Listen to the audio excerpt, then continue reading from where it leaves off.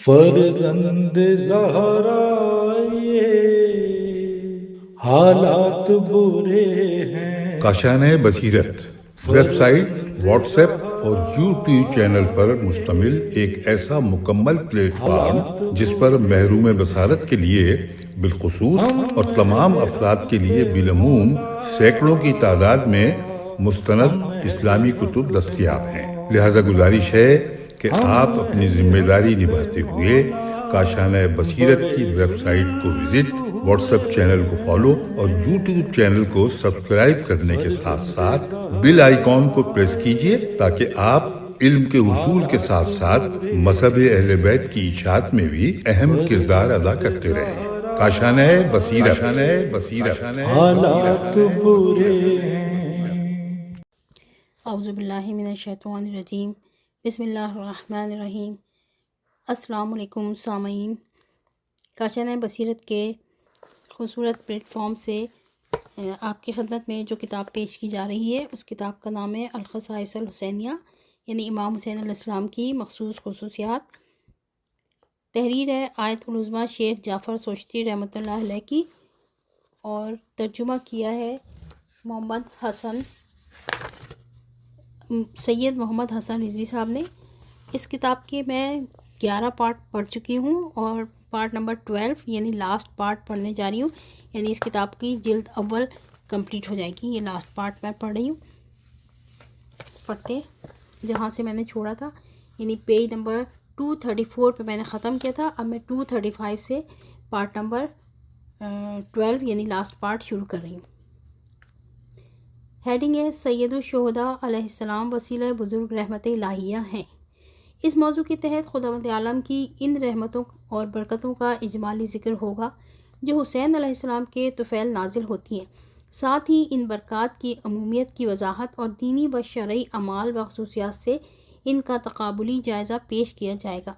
لیکن بحث کے آغاز سے پہلے ہم اس سلسلے میں ایک تمہید باندھنا چاہتے ہیں جسے 2 مرحلوں میں پیش کیا جائے گا، یعنی تمہید اول ہیڈنگ ہے خداوند عالم ارشاد فرماتا ہے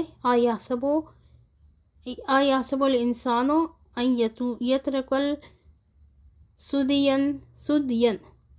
ظاہری معنی یہ ہیں کہ کیا انسان یہ گمان کرتا ہے کہ ہم نے اسے خود سر اور بے لگام چھوڑ رکھا ہے؟ بس اے انسان، یہ خیال ذہن میں نہ لانا کہ تیری خلقت عبث ہے اور تجھے بلا مقصد ہی دنیا سے چلے جانا ہے۔ تیرا پیدا کرنے والا حکیم، قادر اور غنی ہے، اور اس امر سے منزہ ہے کہ کسی شے کو عبث خلق کرے۔ اے انسان، ذرا اپنی تخلیق پر غور تو کر، کیونکہ جب کچھ نہ تھا تو ایک خطاب تکوینی کے ذریعے اول مخلوق وجود میں آئی۔ ایک امر کے ذریعے تو مٹی میں تبدیل ہوا، اس کے بعد ایک خطاب کے ذریعے نباتات وجود میں آئے، اس کے بعد غذا پیدا ہوئی۔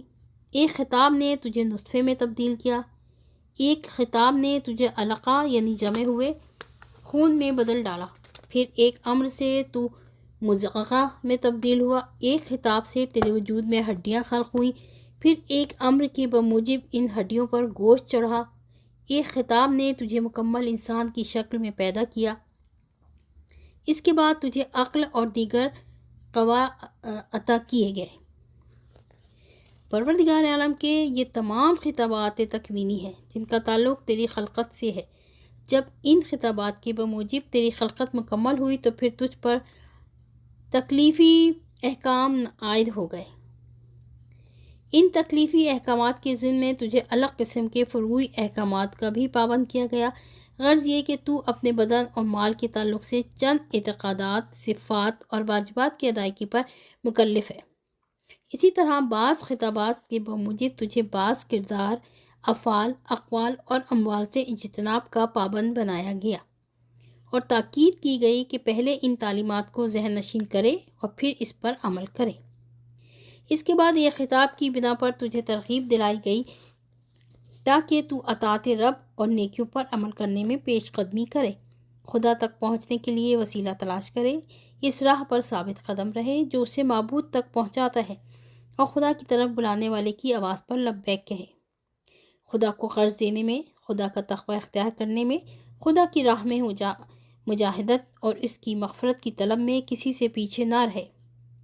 خداوند عالم علی علیہ اپنے کلام بلاغت نظام میں ان تمام موارد کی طرف اشارہ کرتے ہوئے یوں حکم دیتا ہے، فاستبقوا الخیرات، پس نیکیوں میں تم ایک دوسرے سے سبقت حاصل کرنے کی کوشش کرو، وابتغوا الیہ الوسیلہ، اس تک پہنچنے کے لیے وسیلہ تلاش کرو، ادعو الی سبیل ربک، عوام الناس کو اپنے رب کے راستے کی طرف بلاؤ،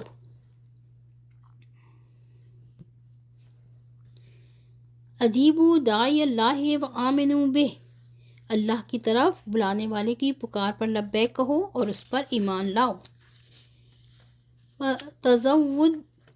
تزودوا فإن خیر الزاد التقوی، اور زاد راہ کا اہتمام کرو کہ بہترین توشہ تقوی اور پرہیزگاری ہے، وَاقْرِضُوا اللَّهَ قَرْضًا حَسَنًا، خدا کو قرض دو قرض حسنہ کے طور پر، وجاہدوا فی سبیل اللہ، اور جہاد کرو اللہ کی راہ میں۔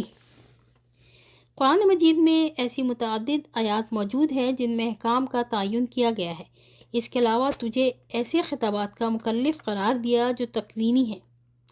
ان خطابات کا تعلق اس وقت سے ہے جب تیری زندگی کا سورج ڈوب رہا ہو۔ اس کی تفصیل یوں ہے کہ قادر ذوالجلال تیری روح کو مخاطب فرمائے گا کہ اب تو اس جسد کو چھوڑ دے، اس خانہ بدن کو ترک کر دے، اسی وقت تیرا جسد بے روح ہو جائے گا، تیری تمام قوتیں سلب ہو جائیں گی، تیری آنکھ کی روشنائی تاریکی سے بدل جائے گی، تیرے کان سماعت سے اور تیری زبان گویائی سے محروم ہو جائیں گی۔ تجھے خطاب ہوگا کہ اپنے تمام مال و املاک کو، ان تمام چیزوں کو جنہیں اپنی آنکھوں سے دیکھ رہے ہو اور جن پر تمہارا تصرف و اختیار ہے، یکا یک چھوڑ دو۔ بس اس خطاب کے ساتھ ہی یہ تمام امور واقع ہو جائیں گے۔ تو پکارنے والے کی آواز سے قطع نظر کرنے پر قادر نہ ہوگا۔ اس کے بعد دوسرے خطابات تیرے شامل حال ہوں گے۔ ان کا تعلق بھی ان خطابات تکلیفی سے ہوگا جو تجھ پر عائد ہیں۔ یہ خطابات تیری حالت کو تبدیل کر دیں گے اور اس وقت عمل میں آئیں گے جب تیرے اجزائے ترکیبی بکھر چکے ہوں گے، تیرے جسم و روح کا تعلق ختم ہو چکا ہوگا، لیکن خطاب ہوتے ہی تیرے اجزائے بدن دوبارہ یکجا ہو جائیں گے، تیری روح دوبارہ بدن میں داخل ہو جائے گی، تو اسی موجودہ کیفیت میں واپس آ جائے گا اور پکارنے والے کی آواز پر فوراً عمل کرے گا۔ ساتھ ہی باری تعالیٰ تجھے یوں خطاب فرمائے گا، اقرا کتابک کفی بنفسک الیوم علیک حسیبا، ظاہری معنی یہ کہ اپنے نامہ اعمال کو پڑھ، آج تیرا نفس تجھ سے حساب لینے کے لیے کافی ہے۔ تو نامہ اعمال کو اپنے داہنے یا بائیں ہاتھ میں لے گا یا پھر پشت سر لے گا، اسے پڑھے گا یا پھر کہے گا، یا لیتنی لم اوتا کتابیہ ولم ادر ما حسابیہ، کاش میرا نامہ اعمال میرے ہاتھ میں نہ دیا ہوتا اور میں اپنا حساب کتاب نہ جان سکتا۔ یا تو یہ کہے گا، ہاؤم قرأوا کتابی انی ظننت انی ملاف حسابیہ، یعنی لو اور تیرا اعمال نام پڑھو، بتحقیق مجھے نہیں معلوم تھا کہ میرا حساب و کتاب دکھلایا جائے گا۔ یہی وہ وقت ہے جب رب جلیل تجھے خطاب فرمائے گا۔ ساتھ ہی خداوند منان عرصہ محشر میں اپنے بعض بندوں کو خطاب کر کے فرمائے گا، لا خوف علیکم ولا انتم تحزنون، اب نہ تمہارے لیے کوئی خوف ہے نہ ہی حزن کا مقام۔ انسان کے ایک اور گروہ کو خطاب ہوگا، وامتازوا الیوم ایھا المجرمون، اے گناہ گاروں آج کے دن الگ ہو جاؤ۔ خداوند عالم اہل محشر پر مامور ملائکہ سے فرمائے گا، وقفوہم انہم مسئولون، اے ملائکہ انہیں روکو، ابھی ان سے بعض مومنین کے متعلق کچھ پوچھنا باقی ہے۔ ملائکہ رحمت کا جب ان سے آمنا سامنا ہوگا تو وہ کہیں گے، ابشروا بالجنت التی کنتم توعدون، تمہیں جنت مبارک ہو، یہ وہی بہشت ہے جس کا تم سے وعدہ کیا گیا تھا۔ ذات واجب گناہ گاروں کے گروہ سے خطاب ہو کر فرمائے گا، خذوہ فغلوہ، انہیں پکڑو اور پھر زنجیروں سے جکڑ دو۔ بس وائے ہو اس کے حال پر کہ جسے اس کے اہل و عیال اور عزیز و اقارب اس مصیبت سے نہ بچا سکیں گے۔ پھر خطاب ہوگا ثم الجحیم صلوہ، پھر انہیں دوزخ کی آگ میں پھینک دو۔ اسی طرح خالق کل ایک اور خطاب کے ذریعے فرمائے گا ثم فی سلسلہ ذرعہا 70 ذراعا فاسلکوہ، پھر اسے اس زنجیر میں جکڑ دو جس کی لمبائی 70 ہاتھ ہوگی، 70 ہاتھ ہو، کس دیا جائے۔ یہاں فاسلکوہ سے مراد زنجیروں میں جکڑنا نہیں جو عرف عام میں لیے جاتے ہیں، بلکہ یہ کہ اس شخص کو زنجیر کے حلقوں کے درمیان کس دیا جائے۔ عالم محشر میں ایسے افراد بھی ہوں گے جن کے لیے خطاب ہوگا قال لهم خزانتها السلام علیکم طبتم فادخلوها خالدین، جنت کے رکھوالے ان سے کہیں گے سلام ہو تم پر، جنت میں داخل ہو جاؤ اور ہمیشہ وہیں رہو۔ اس کے بالمقابل کسی اور کے لیے خطاب ہوگا خذوہ فاعتلوہ الی سواء الجحیم ثم صبوا فوق راسہ من عذاب الحمیم، اسے پکڑ لو اور جہنم کے درمیان لے چلو، پھر کھولتے ہوئے پانی کا عذاب اس کے سر پر انڈیل دو۔ ایک اور خطاب میں جن و انس کی عاجزی اور ناتوانی کی طرف اشارہ کر کے خطاب ہوگا یا معشر الجن والانس ان استطعتم ان تنفذوا من اقطار السماوات والارض فانفذوا، اے جنوں اور انسانوں کے گروہ، اگر تم میں باہر نکلنے کی استطاعت ہے تو زمین و آسمان کی حدود سے باہر نکل جاؤ۔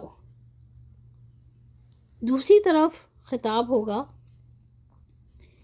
اخرجوا انفسکم الیوم تجزون عذاب الہون، اپنے نفوس کو باہر نکالو کہ آج کے دن رسوا کر دینے والے عذاب کا مزہ چکھایا جائے گا۔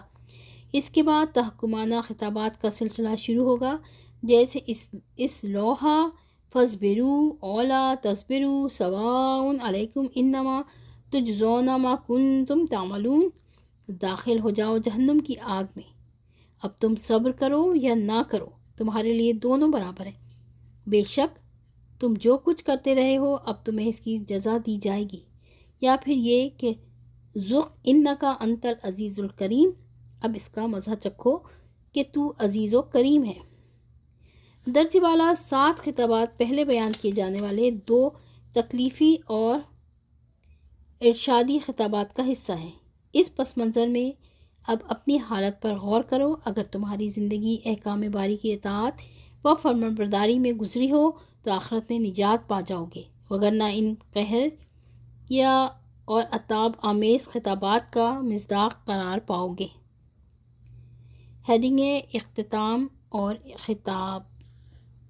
نمبر 1، اے انسان، اگر تو ذرا تدبر سے کام لے تو تجھے معلوم ہوگا کہ تو بعض وجوہات کی بنا پر عظیم مصیبتوں میں گرفتار ہے۔ ان مصیبتوں کی پہلی نشانی یہ ہے یہ ہے کہ تجھ پر مختلف بلائیں نازل ہو رہی ہیں، گویا تو ایسی چکی میں پس رہا ہے جو مسلسل گردش میں ہے اور تجھے موت سے نزدیک کر رہی ہے، تو ہر گھڑی نزا کے عالم میں ہے۔ تم طوفان میں گھری ہوئی اس کشتی میں سوار ہو جو نامعلوم کس وقت غرق ہو جائے۔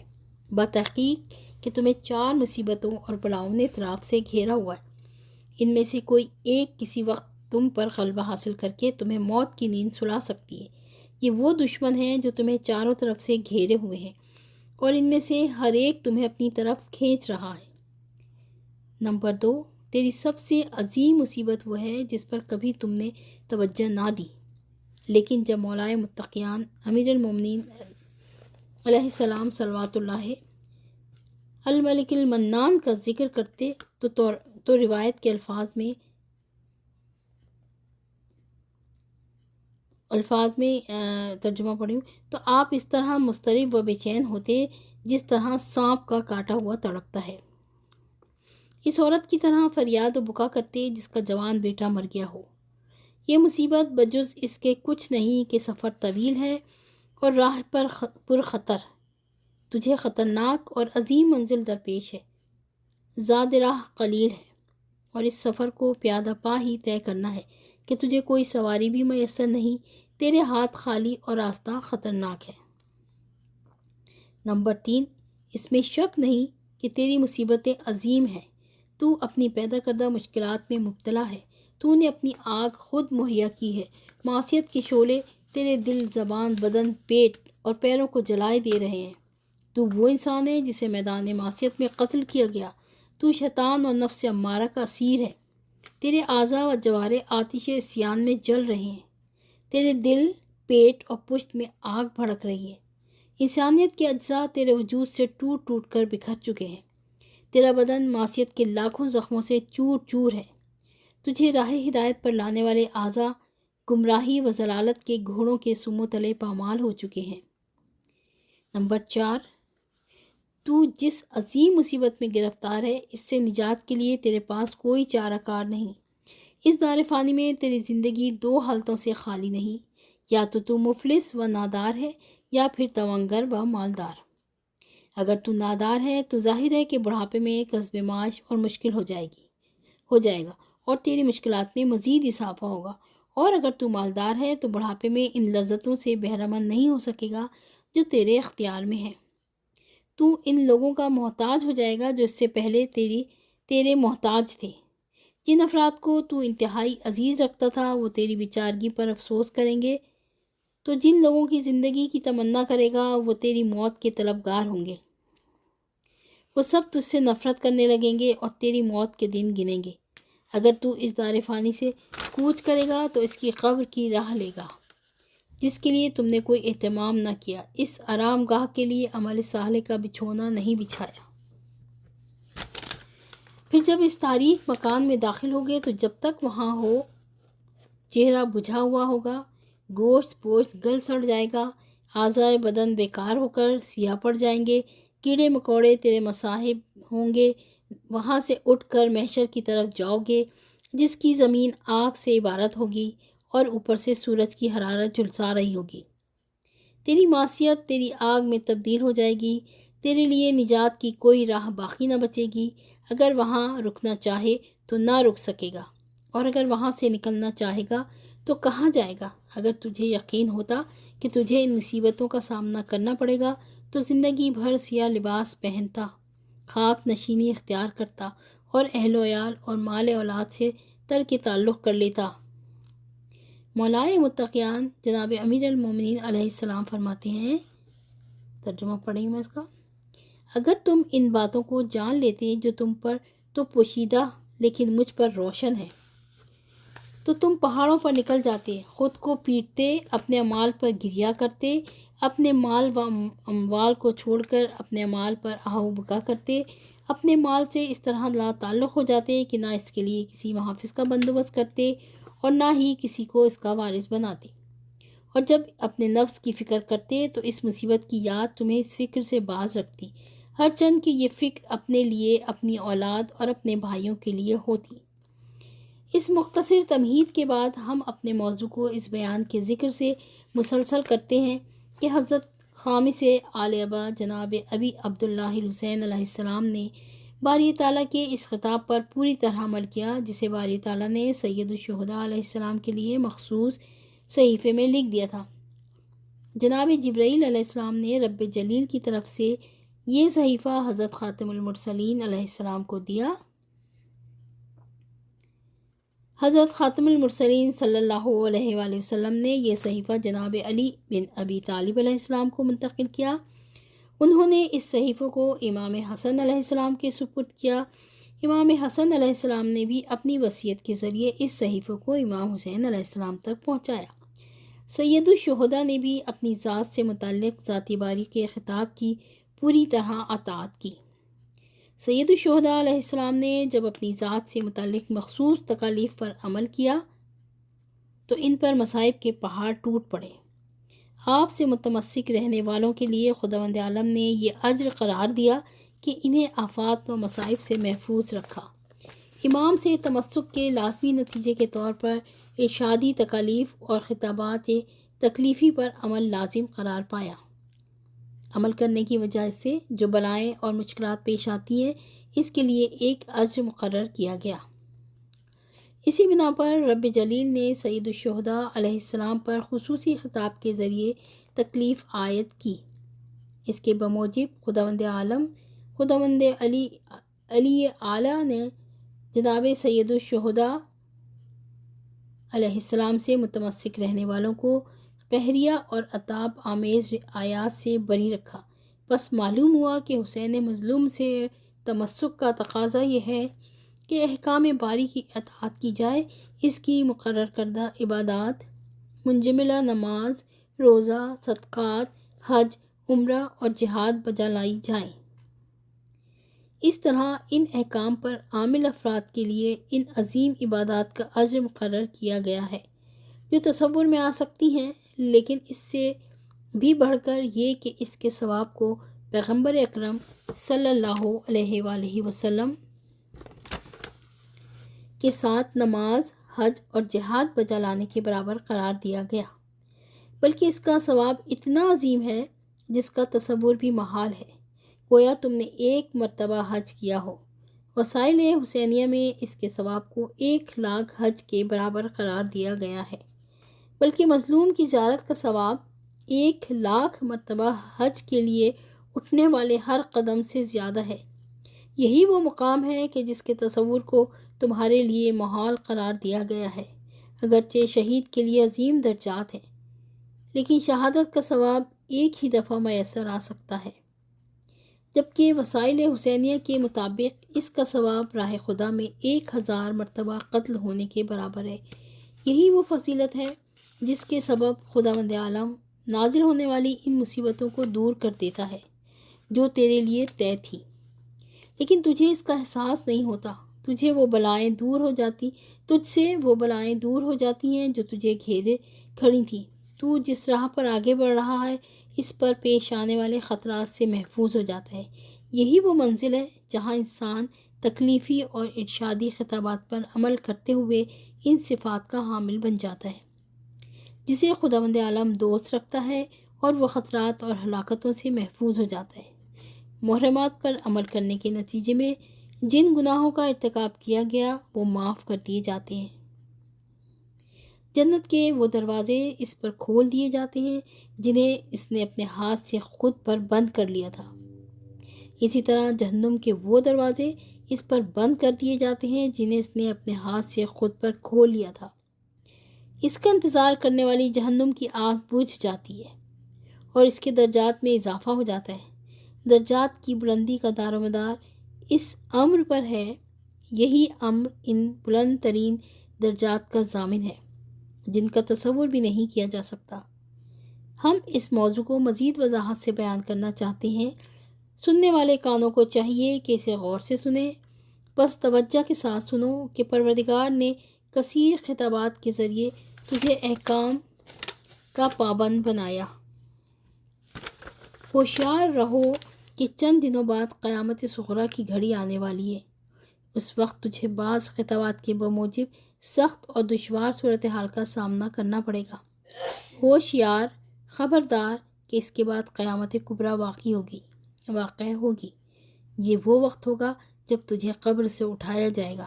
اس وقت تو مزید ہولناک اور دردناک تکلیفی خطابات کا مصداق قرار پائے گا، لیکن مظلوم کربلا کی محبت اس مشکل مرحلے کو آسان بنا دے گی۔ یہاں میرے پارٹ 248 پر اس کتاب کا یہ ختم ہو رہا ہے۔ خدا حافظ۔